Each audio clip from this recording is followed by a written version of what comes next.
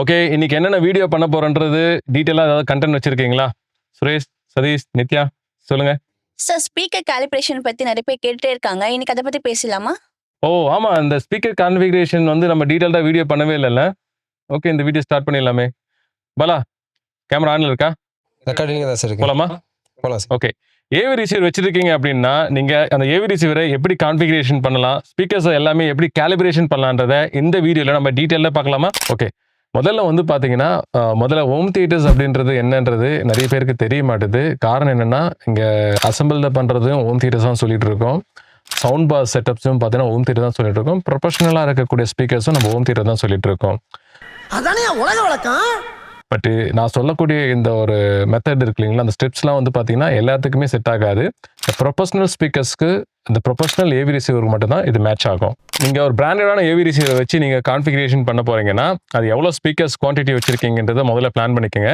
அது எல்லாமே அந்தந்த பிளேஸில் அந்தந்த பொசிஷனில் ஃபிக்ஸ் பண்ணிடுங்க. அதுக்கான கேபிள் எல்லாமே வந்து ஏவி ரிசீவரில் கனெக்டாக இருக்கணும். ஏவி ரிசீவர் பவர் கொடுத்துருக்கணும். ஓகேங்களா?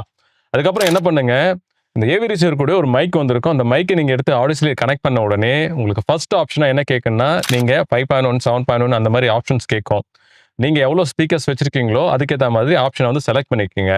செலக்ட் பண்ணதுக்கு அப்புறம் ஸ்பீக்கரோட அலைன்மெண்ட், அதாவது speakers plus position, seating position, அப்புறம் டிவி, இதுக்கேற்ற மாதிரி மைக்கோட பொசிஷன் அங்கங்கே நீங்கள் வச்சு பார்க்கணும். ஒரு டோட்டலாக 8 இடத்துல நீங்கள் வச்சு பார்க்கணும்.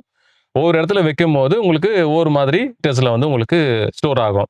இது எல்லாமே முடிச்ச உடனே பார்த்தீங்கன்னா செட்டப் முடிஞ்சிட்டு உங்களுக்கு ஒரு சேவ் கேட்கும். சேவ் பண்ணுங்க. சேவ் பண்ணதுக்கு அப்புறம் சவுண்டு வந்து நீங்கள் அதோட விடக்கூடாது. அதுக்கப்புறம் மேனுவல் செட்டிங்னு ஒன்று இருக்குது. அந்த மேனுவல் செட்டிங்கும் நீங்கள் பண்ண ஆரம்பிக்கணும். ஓகே, இந்த மாதிரி நீங்கள் மைக்கை வச்சு நீங்கள் மீட்டர் கால்குலேஷன் பண்ணிட்டு இருக்கீங்கன்னா அந்த டைமில் வந்து சவுண்ட், அதாவது அடிஷனலாக எந்த ஒரு சவுண்டும் பேசிட்டு இருக்கக்கூடாது. நீங்கள் சைலண்ட்டாக இருக்கணும். ஏன்னா மைக்கும் ஸ்பீக்கரும் அந்த வந்து பேசிட்டு இருக்கும் போது நம்ம எந்த ஒரு டிஸ்டர்பன்ஸும் கொடுக்கக்கூடாது.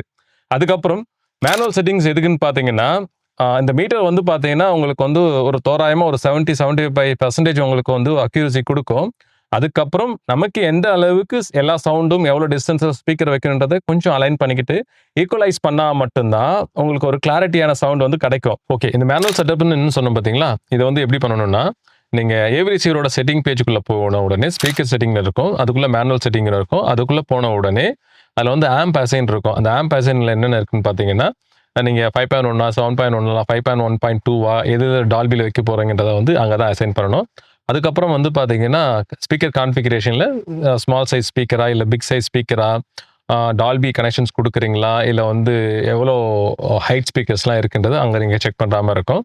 அதுக்கப்புறம் லெவல்குள்ளே போனீங்கன்னா ஸ்பீக்கரோடைய டிஸ்டன்ஸு, ஸ்பீக்கரோடைய சவுண்டோடைய இது வால்யூம் எந்த அளவுக்கு வேணும் அப்படின்றது எல்லாமே இந்த செட்டப்ஸ்குள்ளே தான் வரும். இந்த செட்டப் எல்லாம் பண்ணி முடிச்சதுக்கப்புறம் நீங்கள் சாங்ஸ் வந்து கேட்டு பார்க்கணும். அதாவது டிஃப்ரெண்ட் சாங்ஸு ஓடிடிலேருந்து கண்டென்ட் ப்ளே பண்ணணும். அதே மாதிரி நீங்கள் ஒரிஜினல் கண்டென்ட் ஏதாவது வச்சுருக்கீங்கன்னா அதையும் ப்ளே பண்ணி பார்க்கணும்.